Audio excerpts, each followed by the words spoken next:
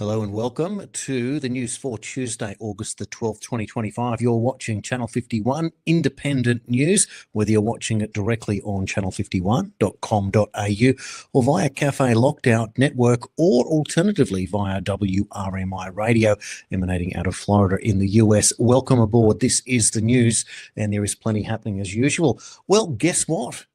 The rally scheduled for August 31st to protest or demonstrate for Australia and against mass immigration has made mainstream headlines. How about that? Take Our Country Back reads the headline in news.com.au.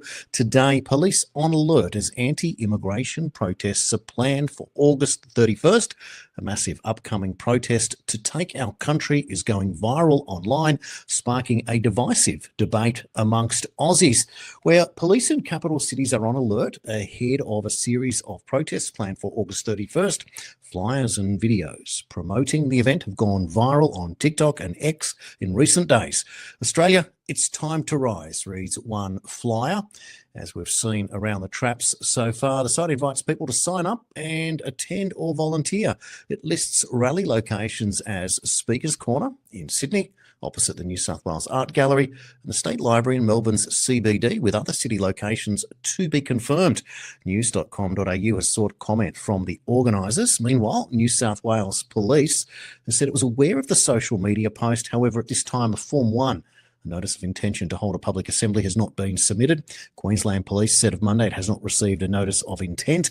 Victoria Police is saying that it is aware of a proposed rally on that date, and South Australian Police said it is aware of the planned protest activity later this month and will continue to liaise with protest organisers. Sufficient police resources will be provided to ensure a peaceful protest is held to minimise traffic disruptions and that the safety of all members of the community is maintained, a spokesperson has said. Meanwhile, notes coming out from users such as Truth Fairy 101 say they have broken the Australian spirit and killed the Australian dream. Australians, including our Indigenous population, are being treated like second-class citizens in our own nation, while immigrants are given priority. Our culture, our history, our heritage and our way of life is being erased. Our national flag is being burnt, our war memorials vandalised, and radicals are calling for death to Australia. Enough is enough. Time to stand united and fight for our country. And Beck Freedom weighed in and was written up in news where she wrote that the rally is not intended to incite violence. That's correct. It is a peaceful rally to show our pride in Australia and its culture. If there is any violence, she wrote, it will come from counter-protests, which I predict will be organised. Anyone claiming to incite violence should be closely watched, in my opinion, as they may be trying to derail the intentions and purpose, wrote Beck Freedom. Well, sure enough, commentator and influencer for Albanese, in fact, not directly, but as close as you can get, Abby Chatfield's been out there making the rounds. And for those that might not be familiar with Abby Chatfield, she is the influencer who, well, she stood down. She said she was quitting social media on November the 7th, 2024, after Trump won.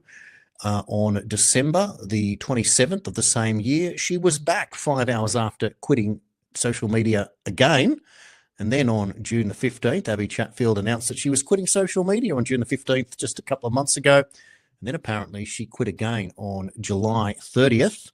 That was Abby Chatfield. But guess what? She's back. Let us play you now Abby Chatfield's version of what the rally is all about. Take a look. I didn't want to talk about this because I didn't want to bring attention to it, but it's now getting attention, so it's time to talk about it and condemn it.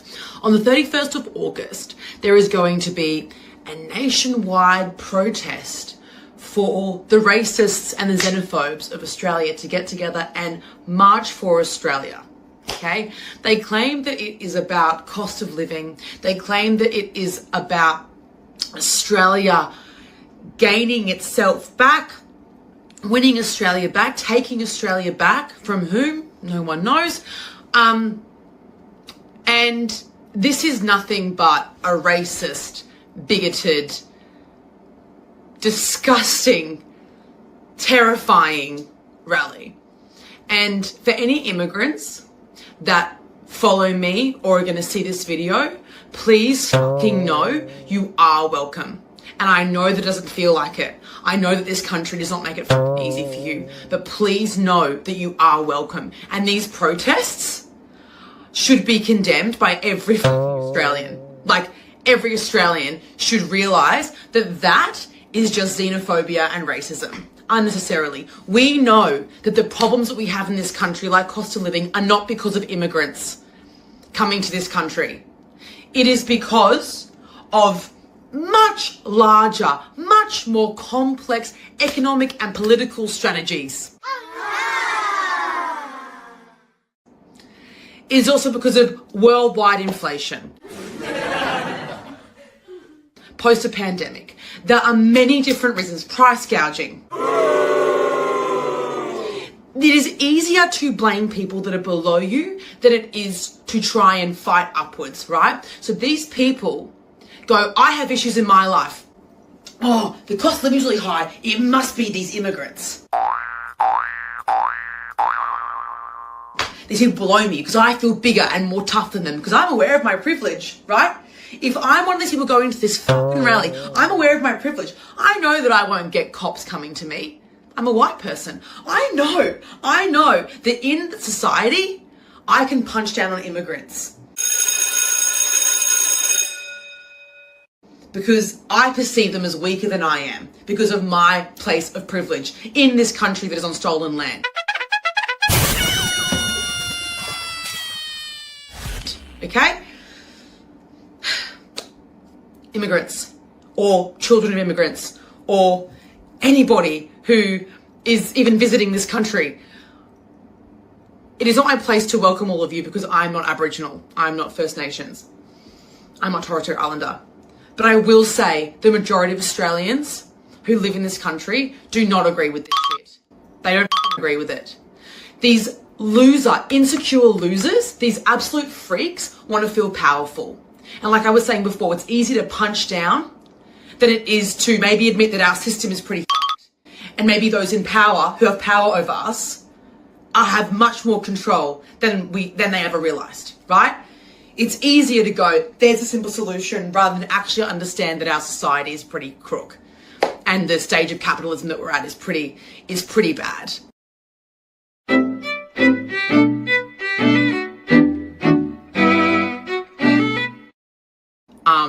And the people that are in power, that you've been bootlicking your whole fucking life, actually aren't going to help you.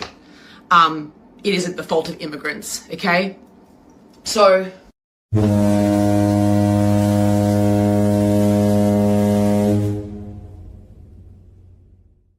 Sorry, that was just, I kind of blacked out just then. I'm so disgusted by this. I'm so fucking sorry about this. I am horrified. If you know anyone that is going to this or posting about this, either they are a neo-Yahtzee or they don't know what it's actually about. So inform them.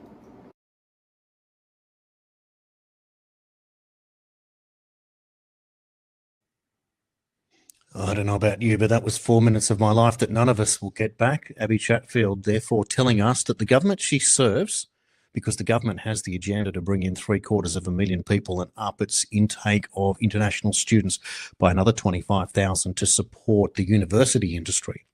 Meanwhile, 750,000 people a year don't affect prices whatsoever. They don't take any properties and they don't cause any choking on an undersupply already of rental properties or properties to purchase. They wouldn't cause the prices to go up. So don't ask questions. And if you do, you're xenophobic, you're racist, you're also a neo-Yahtzee, as she is using that language there, of course, because that's what it would be about.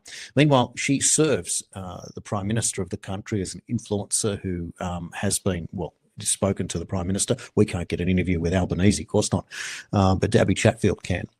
She's now telling you that the government is no good, but their policy of bringing in 750,000 immigrants up from 250,000 is perfectly okay.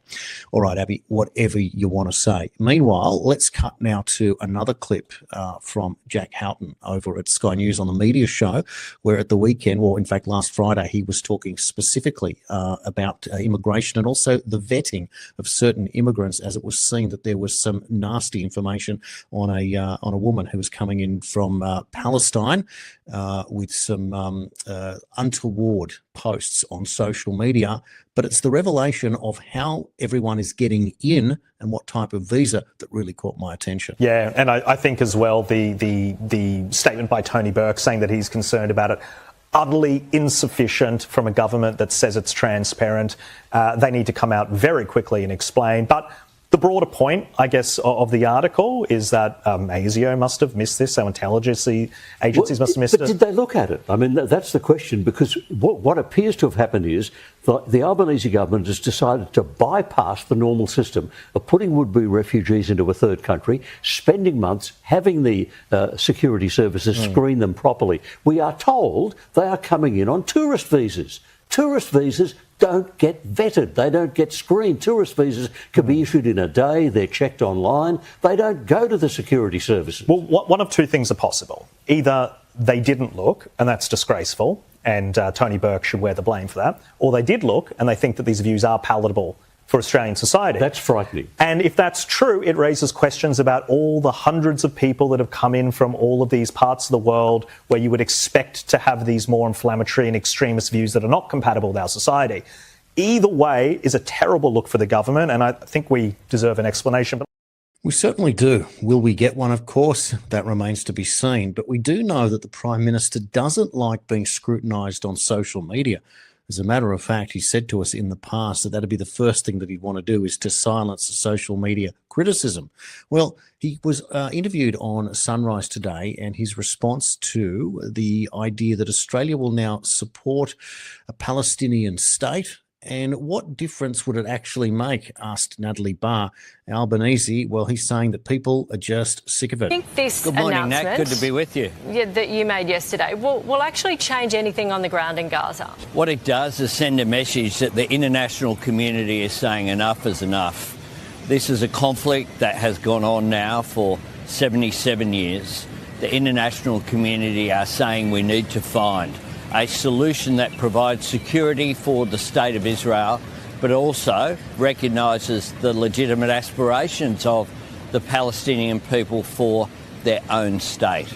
And that's why countries like the United Kingdom, France, Canada, and now Australia, but other countries as well, will be joining in September at the United Nations to join the 147 countries that have already recognised Palestine. Well, that kind of doesn't mean a whole lot, does it, if you don't have the support of the United States? So where does it go from here? Michaelia Cash came out in her response to Albanese. Mr Albanese's decision today to recognise a Palestinian state whilst hostages remain in the tunnels and Hamas is still in control of Gaza gives Hamas, a terrorist organisation, one of its strategic objectives following the horrific terrorism that we saw on October the 7th, 2023. The coalition's position remains clear. And our position is consistent with the decades-long held view, the bipartisan view, that you cannot recognise an independent Palestinian state while the terrorist group Hamas controls Gaza. Mr Albanese needs to clearly explain to the Australian people how his statements today do not risk rewarding and emboldening a terrorist organisation. Well, there you go. So two sides. Finally, the opposition are doing what they're meant to do and oppose. Well, in the United States now, a state of emergency has been declared, declaring a crime emergency in the District of Columbia. That is Washington, D.C. And further details of the order from the White House says that the President directs the Secretary of Defense to mobilise the District of Columbia National Guard and order members to active service in such numbers as he deems necessary. Now, it was a big story. It got wall-to-wall coverage on all of the mainstream news.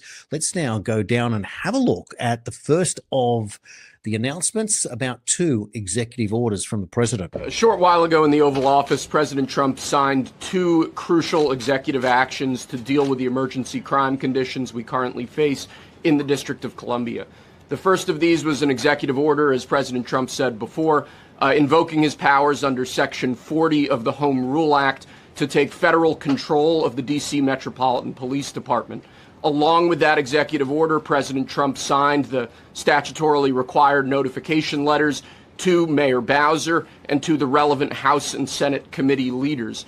The second major executive action that President Trump signed was a presidential memorandum directing the Secretary of Defense to utilize the National Guard to address the conditions we see on our streets here in D.C.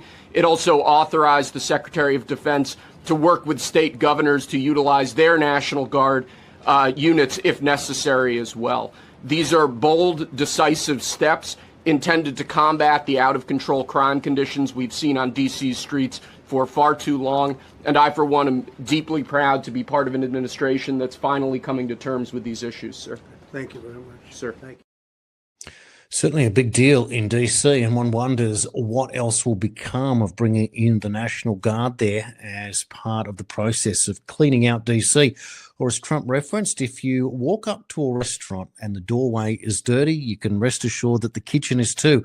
That's the same way people will see Washington, D.C., and therefore requiring cleanup. Meanwhile, Pete Hegseth also addressed the media. At your direction this morning, we've mobilized the D.C. National Guard. It'll be operationalized by the Secretary of the Army, Dan Driscoll, through the D.C. Guard.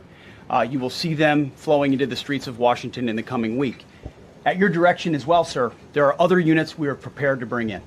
Other National Guard units, other specialized units.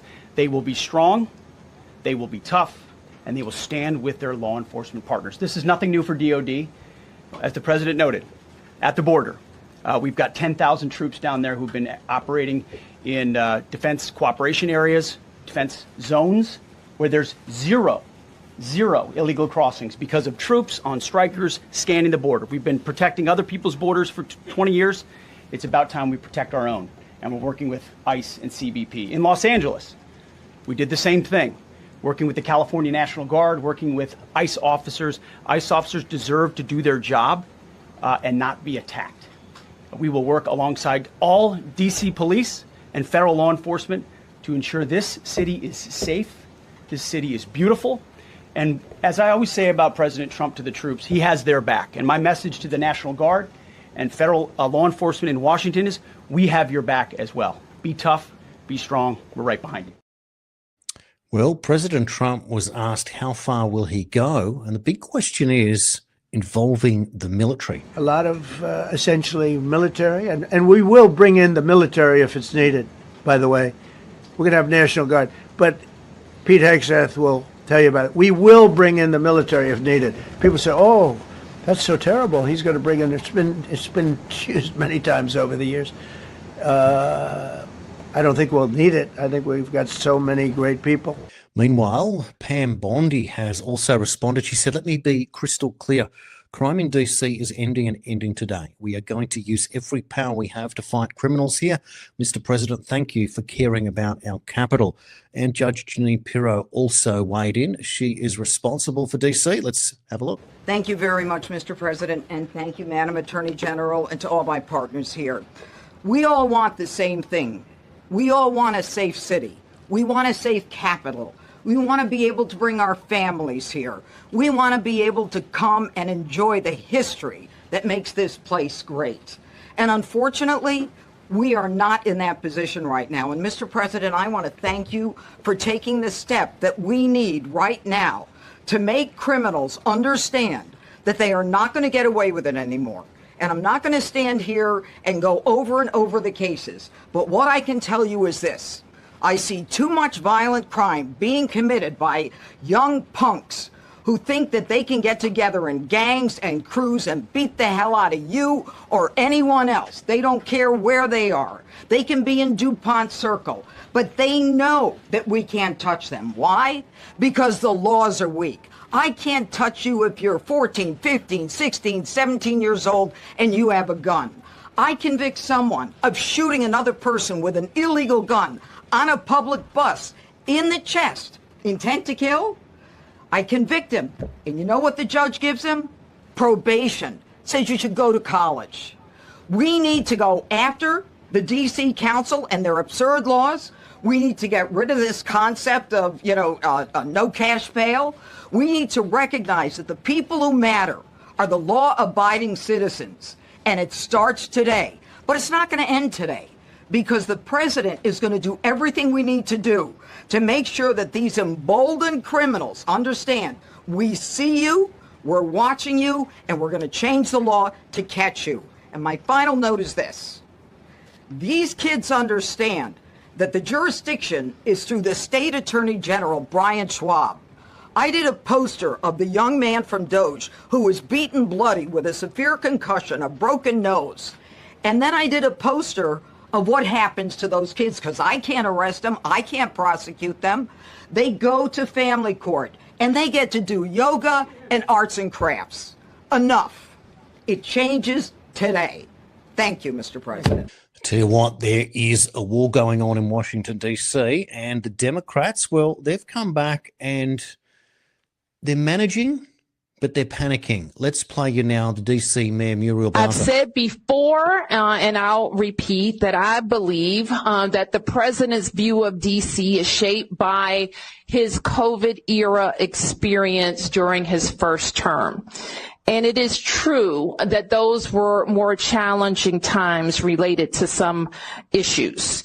It is also true that we experienced a crime spike post-COVID, but we worked quickly to put laws in place and tactics that got violent offenders off our streets and gave our police officers more tools, which is why we have seen a huge decrease in crime because of those efforts.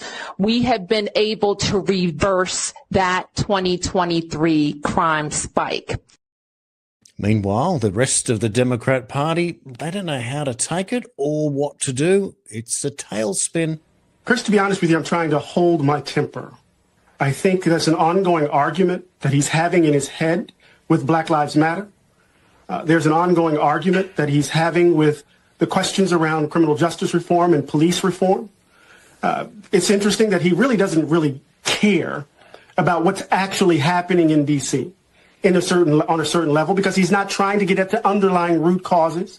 He's not looking at examples of how to address rising crime rates that doesn't require a form of policing that leads to increased incarcerality and the like. Let's look at what's going on in Baltimore. Let's look at what's happening actually in places like Baltimore and Chicago, right? So part of what we have to do is to understand, and Oakland, we have to understand this, Chris, within the context of Donald Trump's racial politics and within the context of his effort to get Epstein off the front pages. I understand David's point, but when we try to treat this as a rational response, then we lose sight of the actual politics that's being played here.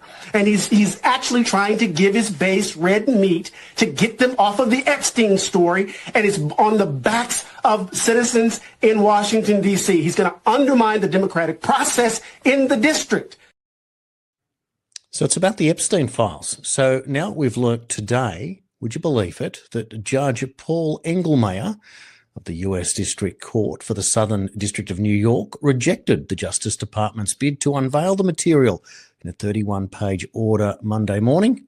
Judge Paul Engelmayer was appointed by President Obama. Of course he was. Now, coming out also was Nancy Pelosi in this particular story, and she decided to say that the Donald Trump delayed deploying the National Guard on January 6th when our capital was under violent attack and lives were at stake. Now he's activating the DC Guard to distract from his incompetent mishandling of tariffs, healthcare, education and immigration, just to name a few blunders. But she didn't double down on Jeffrey Epstein. Well, in the meantime, I thought I would show you this. This is when I interviewed Chief of US Capitol of Police, Stephen Sund. Let's hear it from the horse's mouth about whether Donald Trump did or didn't deploy the National Guard. I requested the National Guard twice on Sunday, January 3rd. I was denied twice by the two sergeant arms who are politically appointed.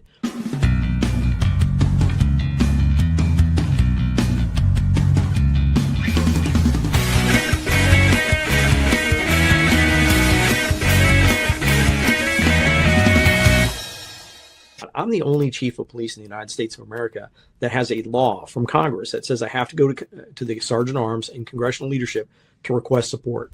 I requested the National Guard twice on Sunday, January 3rd. I was denied twice by the two sergeant arms who are politically appointed. even while we're under attack, we begin getting attacked at 12:53 p.m. on the west front of the Capitol. 12:55, I call in DC Police, my previous agency. We had coordinated them putting some resources nearby. Thank God they did. And at 12:58, I make my first call to the Sergeant Arms requesting that legal permission, because even while we're under attack, I have to go to him to get permission to bring in federal resources. And you're right, 71 minutes. At 2:09, I finally get approval. Imagine that. Imagine dialing 000, the emergency, Australian emergency number, and being put on hold for 71 minutes while you're under attack. And then even once I got approval, the National Guard, which was in eyesight of the Capitol, wouldn't even come for 3.5 hours. That's crazy. So the Sergeant of Arms is appointed or voted on by Congress on the direction of the Speaker of the House. And that Sergeant at Arms twice rejected Stephen Sun's appeal and application for National Guard assistance, which was offered by the President. How do we know that? Well, here we know that we've seen a denial of support from the Mayor. There she is again, Muriel Bowser. And let's zoom in here. To be clear, the District of Columbia is not requesting other federal law enforcement personnel and discourages any additional deployment without immediate notification to and consultation with MPD if such plans are underway. The protection of persons and property is our utmost concern and responsibility. MPD, Metro Police Department, is well trained and prepared to lead the law enforcement coordination and response to allow for the peaceful demonstration of First Amendment rights in the District of Columbia. And you can see that date going back to January 5, 2021. Just unbelievable, isn't it, what we're seeing right now? Well, meantime, one more breaking news story, and we've just learnt, ready for this, exclusive, a Democrat whistleblower has told the FBI, and this is on FBI Director Kash Patel's own X page, that Adam Schiff okayed leaking classified intel to hurt Donald Trump. So Kash Patel writes, "We found it, we declassified. Now Congress can see how classified info was leaked to shape political narratives and decide if our institutions were weaponized against the American people." And if you go back here from 2019, Donald Trump writes, Congressman Adam Schiff, who spent 2 years knowingly and unlawfully lying and leaking, should be forced to resign from Congress. And if we go a little further here, the word looking at knowingly, Congressman Adam Schiff, who spent 2 years knowingly and unlawfully lying and leaking, should be forced to resign from Congress. Knowingly leaking investigations can lead to forced resignations. Knowingly disseminating false information is illegal. How about that? And then one more. Do you believe in coincidences? Enjoy the show. Well, we are at a crossroads right now. DC has now got National Guard support. All of these politicians who were involved in Russiagate seemingly congregate around DC. Are we going to see a crossover now when they are going to remove criminals on the street and perhaps criminals in high office? It remains to be seen. Thank you for watching. I really appreciate your support. And if you'd like to, you are welcome to subscribe at channel51.com.au and become a paid subscriber with an offer this month over 30% off, reduced to just $51 for an annual subscription. And I can't thank you enough for your contributions to all new subscribers, both free and paid. It makes all the difference as we build a new service better than anyone else in the independent space, bringing you news from Australia and around the world. More power to you as you look to change the planet, the country, and your world away from tyranny and towards freedom, free will, goodwill, and opportunity and abundance for all. See you all on the next show.